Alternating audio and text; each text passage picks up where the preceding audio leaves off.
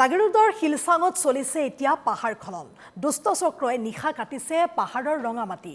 ব্যক্তিগত ম্যাদী পট্টাৰ মাটি খননৰ নামত টকলা কৰিছে এতিয়া পাহাৰ। ধৰমটোল আঞ্চলিক বন বিষয়াৰ কাৰ্যালয়ৰ নিচেই কাষতে এই দুষ্কাৰ্য। আৰু খোলাহাট বনাঞ্চলত থকা ৰাজহুৱা শ্মশানৰ মাটিও খনন কৰা হৈছে। স্থানীয় লোকৰ অভিযোগক গুৰুত্ব দিয়া নাই আঞ্চলিক বন বিষয়াই। আৰু ক্ষুব্ধ ৰাইজে জব্দ কৰিছে পাহাৰ খননত ব্যৱহৃত এখন জেচিবি। ঘটনাস্থলীত উপস্থিত হোৱা ধৰমটোল আঞ্চলিক বন বিষয়াক জবাবদিহি কৰিছে এতিয়া ৰাইজে। আৰু শীঘ্ৰেই অবাধ পাহাৰ খনন বন্ধ কৰিবলৈও আহ্বান জনাইছে স্থানীয় লোকে। এক মাহ বা একদিনৰ কথা নহয়, ছমাহ এক বছৰত ইমান খান্দিব লাগিব। গতিকে আপোনালোকে ইমান দিন দেখা নাই নে? মোৰ সিমান দিন নাই। আপুনি কিমান দিন হৈছে? 4 মাহ হৈছে। 4 মাহে আপুনি দেখা নাই নে মাটি খান্দিছে বুলি? আৰু স্থানীয় লোকেতো আপোনালোকক জনাই আছে বুলি কৈছে। কোনোবাই যদি খবৰ দিয়ে তেতিয়া আমি মানে পাৰ্টিটো ৰেডি কৰোঁ, মানে ইয়াত কোনোবা ইনফৰ্মাৰ আছে খবৰ দিয়ে আমি ইয়াত আহি নাপাওঁ। আপোনাকতো আমি এবাৰ খবৰ কৰিছিলোঁ ৰাতি। আৰু এটা কথা, তাৰপিছত আপুনি ক'লে পিছদিনাখন কাম বন্ধ হৈ যাব বুলি ক'ল। তাৰপিছত আৰু কাম আকৌ আৰম্ভ হৈ গ'ল। কিয় ৰাইজৰ সহযোগ, এইটো কমপ্লেইন কৰা ৰাইজৰ সহযোগ নহয় নেকি?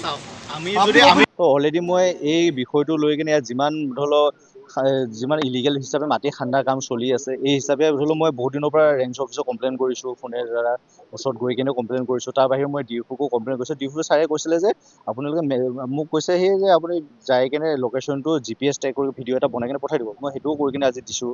তো ছাৰক সিহঁতক অলৰেডি আজি মই 4-5 মাহৰ পৰাই সিহঁতক কমপ্লেইন কৰি আছোঁ। তাৰ পিছতো আজি এই কামটো যোৱা বছৰৰ পৰাই খান্দি আছে। ইমানবোৰ গোটেই দেখিছে আপোনালোকে, ভিডিঅ' ফুটেজ দেখাইছে, যিটো পাইছে কিমানখিনি ধৰি ধ্বংস হৈছে।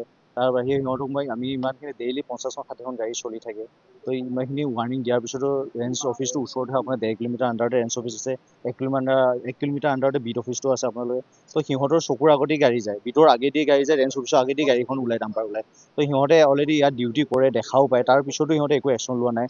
কথা হ'ল আমাৰ এই শিলচাং গাঁৱৰ এই বানপাৰা কেঁচামূৰ আৰু এইখিনি ফৰেষ্ট এৰিয়াত, এই ফৰেষ্ট এৰিয়াত মানে কেনেকৈ ধৰণৰ মানে অবৈধভাৱে খনন কাৰ্য হৈ আছে, সেইটো কথা আমাৰ অৱগত হৈছে এতিয়া আচলতে। গতিকে হোৱাৰ কাৰণে আমি বৰ দুখ পাইছোঁ। যদি মই এবাৰ সুধিছিলোঁ ৰেঞ্জাৰ ডাঙৰীয়া ফোনৰ যোগেদি যে এই ছাইডটো কিবা লিগেল টেণ্ডাৰ কৰি লৈ পেলাই কিবা কাম চলি আছে নেকি? তেওঁ কৈছে নাই হোৱা এইফালে।